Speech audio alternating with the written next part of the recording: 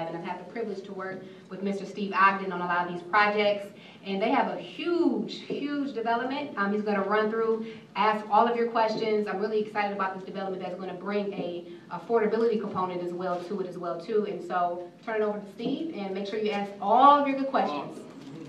Good. Thank you, Councilwoman. Good evening, District 5. Good evening. So, Councilwoman, thank you for this invitation, the ability to speak about the work we're doing. Before I get started, I'd be remiss if I didn't acknowledge the staff, because, boy, I wear them out. And, you know, I've been walking the halls of city government for a couple of decades now, and without fail, these are one of the most responsive staffs I've ever worked with. All the way, I start naming names, but I'm going to miss someone, and they'll be pissed and won't help me anymore. So let me just say the whole staff. I really mean it. They, every time I shoot something over, I get a response back. Megan, are they serious about 1 hour parking out there?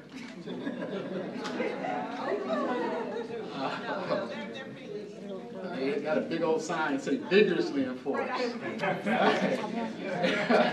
Right. So I'm behind the councilwoman, so I'm hoping they snatch something. They snatch you first. Anyways, let me just spend a moment first talking about a quick advertisement about the work we've been doing here. So this August, this summer, will mark the 6th anniversary of Gilbert moving all the folks down from the suburbs. When we emptied the suburbs 6 years ago, there were 3,500 people that operated downtown. 3,500 people that work downtown. Today, 6 years later, we employ 12,500 people that are on the payroll in Detroit that pay City of Detroit income tax, which is the largest share of general budget revenue that they have. So I just wanted to, I mean, there's a lot going on, and there are a lot of companies and a lot of things going on. I just wanted to put in perspective some of the things that have happened over the 6 years, and in addition to the acquisition and rehab of a lot of buildings. So we started at Bedrock a new division. So as you know, there's an acquisition and rehab function to the business. When you hear, by the way, let me back up, when you hear Rock Ventures is kind of the umbrella entity of Dan's real estate investments and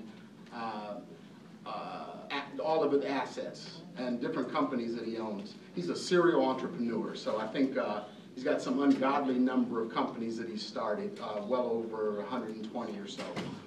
Most of them don't make money. They just support other activities of other businesses, but that's how he thinks. He's always in a growth mode to try to figure out how to start something and how to spur on entrepreneurship. So we spend a lot of money around entrepreneurship. So backing up to say, so Rock Ventures is that entity, if you will, a holding company over all of the 120 companies. And within that umbrella are companies like Bedrock and the gaming and the Cleveland Cavaliers and things like that. Quicken Loans is a standalone, that's the mothership, we don't mess with that. Not closing loans, not buying buildings, so that's a standalone on its own. So I'm here representing Bedrock tonight, and so what we did is started a brand new entity. So in addition to the acquisition rehab, we're now doing new growth, new development, ground up stuff. And so I manage all of our ground up projects. So one of the very first projects we have, and I'll hold this up, this is going to be hard for many of you to see, but what we've done in the very first one in this Brush Park neighborhood, the city let out an RFP roughly 16 months ago or so, and we were selected as the awardee. This past May, this past May marks 1 year since we were awarded the project. Our obligation, what we promised, was the delivery of 400 new housing units in Brush Park between John R. and Brush and between Edmond and Adelaide, sorry. And those 400 units are comprised of about 300 units of rental, or give or take or so, and about 105 units of for sale product. It's unlike most of what you would expect to see in a historic neighborhood, and it took a long educational process to bring people along with us, because this is more of a modern design than you would expect to see in a historic neighborhood. One of the pledges that we made to the community and to the administration was we would not try to replicate what was there. We're not trying to build faux historic so that it looks like it blends in, which it does well for the first couple of years, but years 4, 5, and forever, it looks awful. So we for sure weren't doing that. So as a new construction project, we reached out to the nation to try to figure out who does urban new construction in a near downtown area. So we found 5 different architecture firms from across the country. We brought 3 in from LA, Chicago, and Boston, and we have 2 local Detroit-based firms. So we're managing a crew of 5 different teams to produce these 5 different product types. So we have here no single-family houses, with the exception of the 4 historic mansions that are on Alfred. There'll be no single-family housing. The renovation, let me back up and note that this land was 8.5 acres of land, and it was all vacant. 8.5 acres of vacant land, with the exception of 4 historic structures that, in the infinite wisdom of one of the planners in the planning department, James Marusich, was able to get some funding to button up those 4 mansions, or they could have fell to a different demise. So those 4 properties were then are going to be part of the renovation. That's the only renovation in the site. I'm going to move a little. Oh, is this? Use the left-hand part of your mouse. Gotcha. Okay. So for perspective, I don't have to educate you on where Brush Park is. What we do with this screen is to kind of get. Oh, okay. There we go. Thanks, Mike. So this just gives perspective to all the activity that's going on and where our footprint is. So in the green shaded area is the 8.4 acres of land. What we tried to do is come up with what's the right mix of density, right? Because we know that there's enough land available to create more and more density. And we use density as a way to combat a lot of issues, right? Both income and revenue, but more importantly, crime and safety. Because there's nothing like more eyes on the street than helping you with some of your community policing initiatives. So that's what we were figuring out here is what is the right mix of density, what is kind of per acre residency, and this is the screen you see here. The development, in addition to there'll be 22 or 24 different structures coming out of the ground. On the corners, and when I'll demonstrate in the next slide, you'll find apartment buildings, and we'll have ground floor retail, and all 4 of those bottom street level units will be ground floor retail. As part of the community engagement I mentioned earlier about our educational process of bringing people along with us to try to understand and hopefully agree, but at least understand our perspective about the product we are delivering, being more new urbanism and more modern than most people were accustomed to seeing. Because there hasn't been a lot of new construction, market rate new construction in the city of Detroit. We were trying to figure out, particularly in the near downtown area, that this was the first one since the Millender Center that offered new construction near downtown. There's some others. Bernie Gleiberman's the townhome structure was another, but there weren't very many. So we were trying to figure out. So we had a big engagement process ahead of us. So this screen demonstrates, we met with the Brush Park Community Development Corporation. We broke that group out into, they met monthly. We needed more meetings than that, so we broke into a little small working group. And that working group met pretty regularly with us. We met on a bi-weekly basis, and then what we would do is then bring that work to the general board. And so you'll see that breakdown. We've had a number of public hearings because in addition to being, excuse me, in a historic district, we had to go through a whole master plan revision, an amendment to the master plan. I won't get into weeds about that, but the current zoning that existed, we weren't able to build what we had proposed and were selected to build by the city. So we had to go through a whole amendment of the zoning code to do this. So it's taken a long time, but there have been a lot of, because of that process through Jennifer and planning and others and council approvals along the way, there have been a lot of public engagement meetings, both at the community level and at the bureaucratic level. So this is an idea of kind of what we're offering. These are the different building typologies. So they're color-coded. You see the apartments, duplexes, townhomes, a hybrid that were a new creation that we tried to come up with, carriage homes, and the 4 historic mansions.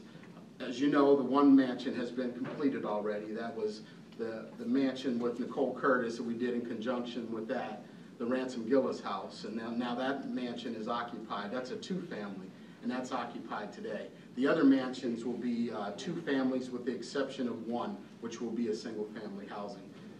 Again, these are the different types of offerings. Again, neighborhood retail, on the corner, on the pinkish purple spots here, that's where we envision retail being. And because of Karen's previous work and the folks in Midtown and the residents of Brush Park, they've had stakeholder meetings over the last several years when there was talk about the new urban renewal plan. So there's been a lot of engagement before we even arrived. So what we did was tapped into that information to pull out things that people said they wanted to see in the neighborhood. And so we used a lot of that information to start to give us some direction. What we promised we would not bring to this community, because at very first, it's a residential community and we're not trying to increase traffic. We're trying to increase density, but not necessarily traffic. So you won't find any big box retails. We're not bringing an urban Target or a Kroger or anything to this neighborhood. What we're trying to introduce are new, kind of innovative shopping experiences that you don't find anywhere in the near downtown area. And we're trying to make it supportive retail, things you need in your neighborhood. I can't announce any of those people yet because we don't have any signed letters of intent, but our targets are, green grocers selling fresh meats and vegetables. It's coffee shops and wine bar, if you will. It's a number of different things that you'll find in a vibrant, dense neighborhood, but it won't be any of these big box retail. And we strategically place the shopping on the corners so that most of that traffic is heading north-south along Brush and John R., not east and west, where most of the residential units will be. We don't want to encourage traffic going down residential streets. We're going to utilize the alleys. So the alleys that exist today and that exist throughout most of Detroit, we're all familiar with, right? This won't be that. We're going to, one of the product types we use is a townhome, a carriage home, I'm sorry, that faces out. Their front door is now the alley on both of these arrows here. And so what we're doing is recreating the alleys. We're going through a process where we're going to put in sustainable elements for rainwater and stormwater runoff. We're going to put pavers down. We're going to introduce an alley that looks like a street. Same width of the alley. We're not adjusting any of that. We've done the studies to make sure emergency vehicles can get through there. But it's going to be an area in which pedestrians and vehicle traffic both will use the alleys, but it will act as the front door instead of the back of house where most people put their garbage cans and all that stuff. So you'll see a different treatment in the alleys.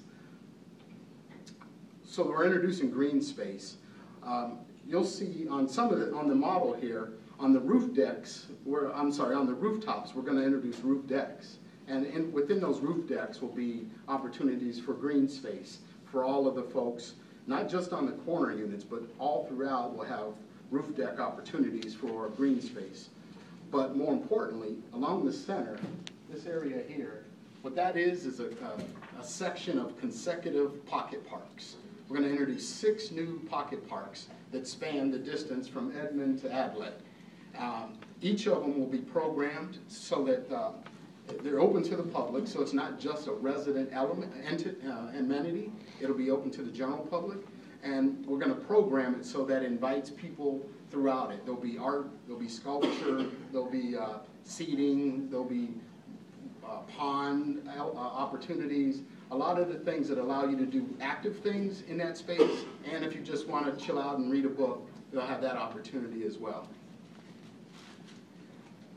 So part of this work has been a compilation of a lot of efforts, and it's the Councilwoman. She's seen this project to ad nauseum, of the staff, Historic District Commission, City Planning Commission. Marcel doesn't take my calls anymore.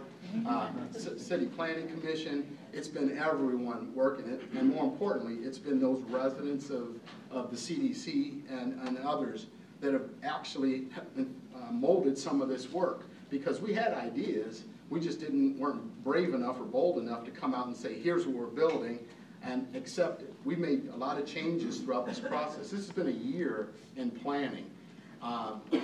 So this is kind of what we talk about a shared vision. Share with you briefly a construction schedule. So our hope is this June, July, August. I'm not sure we're gonna make that. It might be July, August, September. We hope to start clearing the land. So we're gonna start doing the infrastructure work, the moving of dirt at the top level, and then we're gonna wanna drop utilities down there, because we're introducing new high-speed internet. We're dropping in new capacity of the utilities. You know, DTE has to bring more power to support 400 new units. So there's a lot of that work that's going to go on in the interim. And then alongside of that will be the renovation of the 3 remaining mansions. We hope to start coming out of the ground vertically in September, October of this year. And then this is a 2.5-year project. So God willing, by 2018, we'll be introducing we'll be selling or renting the last available unit. You know, we keep this up here because this is representative of the collaborative team that we've had.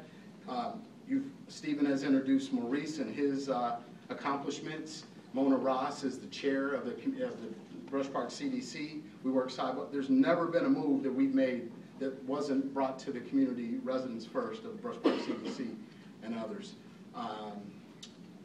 I'm going to switch gears for one hot second because this is real new news that some of you may be in the loop about, but if you'll bear with me for 5 more minutes, I'll show you a couple more screens. So first let me tell you, this is a model of the project. This is going to be awkward to see, and I'm going to put it on the table back here. But what you see here, everything in white is new construction. Everything in gray exists today. So that's the kind of density we're talking about. In 8.5 acres, this is the level of density that you're going to see. So that's this project. Very recently, within the last 10 days, 2 weeks, the city had issued an RFQ to go after a federal grant, a choice neighborhood grant. That grant is an opportunity for the city to do development up to about $30 million grant. I see Karen now every single day of the week because we're feverishly working towards a submission of an application to HUD for that project. We were selected by the city to be their developer partner to build, which is formerly the Brewster Douglas housing site, along with some parcels in Eastern Market. So there's 22 acres of land that we're going to introduce another, haven't landed on the number yet, but 800, 900 units of new housing, both for sale and rental housing. And that's going to occur on the site, on the former Brewster Douglas site, and we're going to bridge over to Eastern Market and pick up a couple of sites there. So the requirement of that, let me briefly describe how the process works. The city makes a selection for a developer partner. They then put a plan together. That plan is due at the end of June, and then it's a competitive offering across the nation. So many municipalities across the nation will compete for one of 4 of these grants. And so it takes a great plan, it takes a compelling story, and the resources and the wherewithal to get the project done in order to be selected. So we're hopeful that we'll be one of those selections because we do have a compelling story to tell here in Detroit. So we won't find that out until the end of the year. So I just want to show you kind of, so again, this is the zoomed out version. Here's what I just described, our project in pink. And then, I'm sorry, within the smaller pink, the darker burgundy, I guess, is what I just, this is what I just described of the Brewster Douglas site. The larger outside is all of Brush Park. And then here's a more zoomed in. So what you'll see written up here on the screen on your left says parcels A and B. That's what I just described here. That's what this is. That's 8.5 acres of land. What you see here in the shaded areas, this site here, Eastern Market, and the area on Russell Street is part of the choice neighborhood application. We've just started the process. We're all racing feverishly towards a submission because you can't even get in the game unless you can get an application in. It's a 300-page federal grant application with a whole lot of detail and elements that are required. And then beyond that, we'll start tweaking. We haven't even talked about design and things like that yet. We're just trying to manage all the processes and figure out where the resources come from. So that's a quick down and dirty about what's coming. There'll be, if there were 48 public meetings on this project, there'll be many more on this project. So everyone will have an opportunity, both at public hearings, at both all of the governing bodies as well as in the neighborhoods. And part of this calls for full-time people that do nothing but engage residents. So that's part of the plan as well. So there'll be somebody who's paid to make sure they're out every single day talking to folks and bringing them up to speed about this process. So that's really it. I just wanted to, because this is so new, and when the councilwoman invited me to do this, we had not been selected yet. So now that we have been, I wanted to share that because I'd be remiss if I walked away and didn't bring that to your attention. I know there's a bunch of questions. For what do you have design in the Rush Park, actual designs of some of the residential units that you would show? So I don't, but I can get it. It's on our website. Okay. There's I'll give you the website address that shows what this looks like in a design. This is a 3D printout, 3D print job, but the website will show you what they look like flat and in two-dimensional. Eric, go ahead. Oh, hi, thank you. I guess a two-part question. You spoke about the affordable housing component. Correct. Can you give more specific details about what that is? So, sure. So, as you know, the city is working towards an ordinance around affordability. And though it's not on the books yet, we offered up to meet what some of those goals are, about 20% of the units, of the rental units being affordable. Can you define affordable, please? Sure. So 80% AMI and below. So what would that mean in dollars? So an 80% AMI for a resident, which, that's a formula based on the Southeast Michigan region. So that's about $56,000.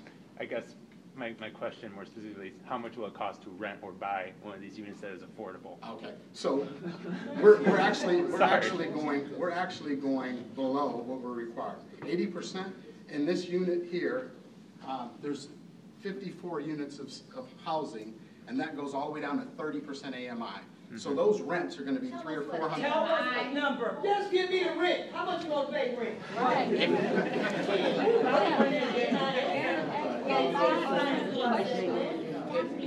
So rents will range anywhere from $300 to $750 depending on your income. Wait a minute. For the affordable units. For the affordable units. That's his question was about. Yes. I have a question. Is there an opportunity for residents who live in those neighborhoods to buy units at affordable prices so that they will not get kicked out 10 years from now, 15 years from now, when the tax breaks are gone? What's the process for buying? I'd like to see us looking at models that are going to make homeowners, so that we get our pride back in our communities as opposed to just renters that we're going to be, we're going to be taken care of for 5 or 10 years, but after that, these seniors are going to be on a fixed income and not going to be able to afford the market rent. So can we find a model in the future that will include home ownership because a lot of these people own their homes right now. Thank you. Sure, Before you go on, Steve, let me just say, if we can raise our hands, not blurt out, so we can keep it a little order. You have the second part to the question. Okay. So I saw her first in here, then Denise, and then Joanne. Okay. Hi. Can everybody hear me? Louder. We'll repeat the question, go ahead. Okay, thank you. Okay, I appreciate you being here. I appreciate you, Mary Sheffield. But honestly, and my name is Cynthia A. Johnson, a candidate for state representative. But the people here, the vast majority of the people who live in the communities, they don't want the BS. And they just want you to be straight up. Nothing less. With regard to that choice program, I know this is not your fault, and I know you're happy about it and all that. $30 million. There's only 4 grants that is going to be received. Total of $120 million. Correct. I know about that grant. Correct. Okay? And I know that the application is due on June 28th. I also know that there are other communities in the city of Detroit that are north of the boulevard. And I'm going to look at you now, because that ain't him. That's north of the boulevard, who would do so much, do well with that money.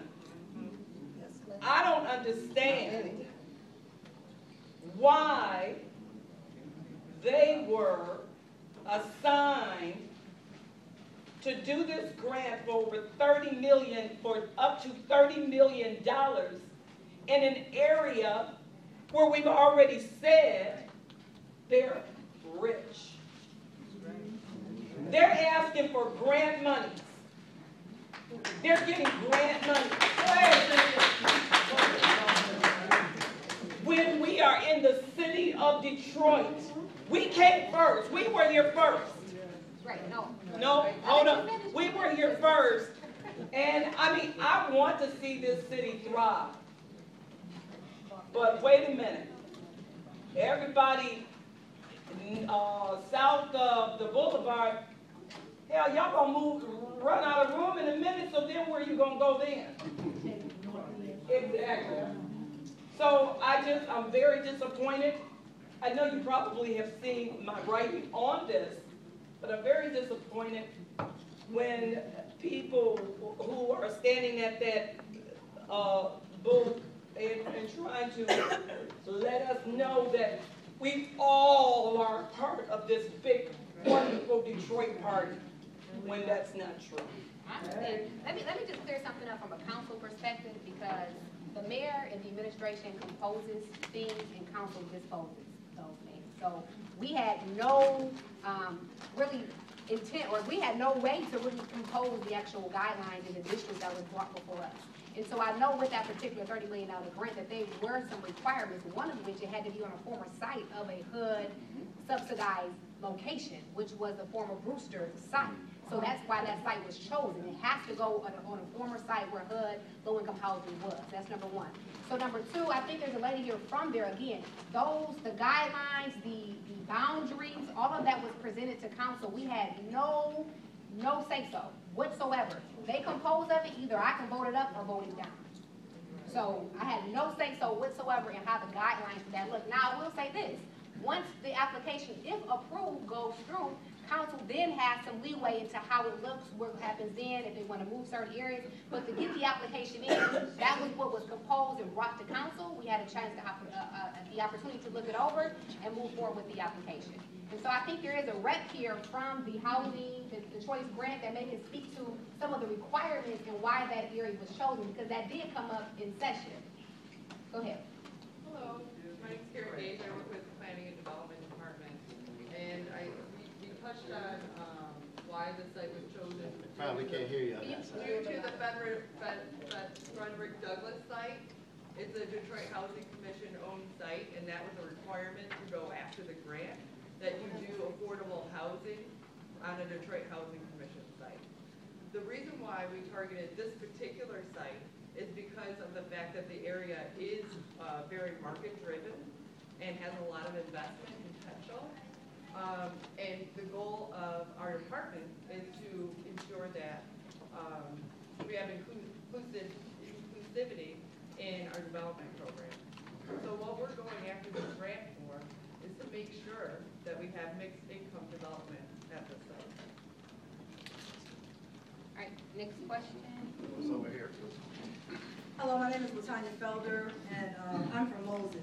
I agree with what they're talking about the affordability, because with the average salary of a Detroit person being about $26,000, even you having 20%, that's not going, people are not going to be able to afford that. Now, if you're saying that you're putting that development there because you want other individuals to come in and increase the tax rate in the city of Detroit, then that would be another means. Because in order for the residents of the city of Detroit to live in those places, they have to have income, employment to be able to do that as well. But my topic is something else. We're talking about Brush Park, we're talking about Brewster Park, and the Eastern Market Park. You keep saying park to me, and I keep seeing these green spaces, but green spaces do not equate to health access. Detroit had about 30 recreation department centers.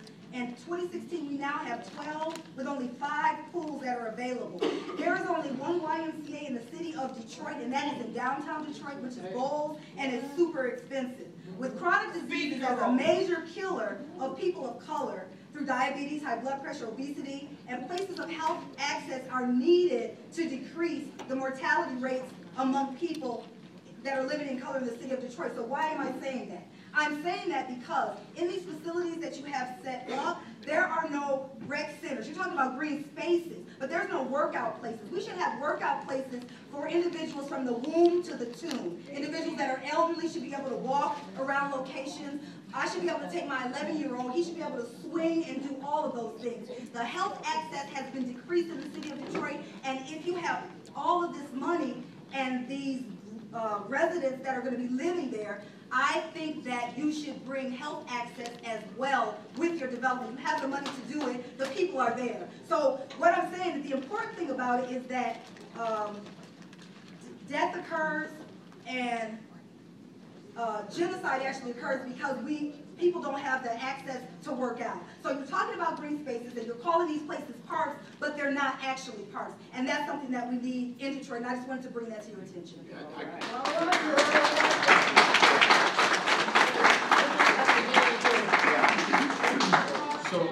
So let me speak specifically to the Choice grant, because I tried to give you the quick Reader's Digest version, but Choice comprises 5 federal government departments, one of which is Health and Human Services. So there will be a federal qualified healthcare entity in this development.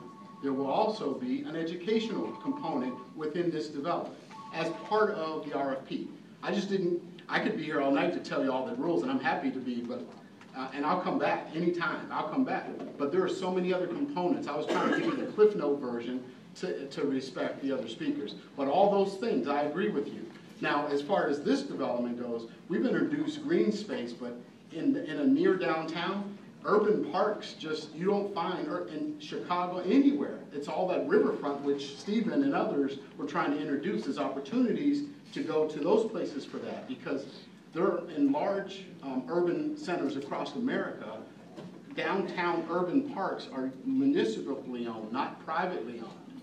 And so, as far as this goes, we will have health workout facilities in that development. So we're conscious of those things in the first one I talked about. And in the second one, we haven't gotten that far, but as part of that federal health care clinic, that will be a component, is health, focus on health. So there's Department of Education, Health and Human Services, Treasury, HUD, obviously. In the old days, it used to be called Hope 6. Hope 6 was only residential. All these other departments are coming in to say health care, public safety, crime and safety, and all these other elements. That's why this is a reinvention. This is the second cousin of Hope 6. You won't see any more Hope 6 across the nation. So that's what this is. A swimming pool like Coaster Wheeler. Sorry, Cindy, hold on, Cindy, we got a lot to get through.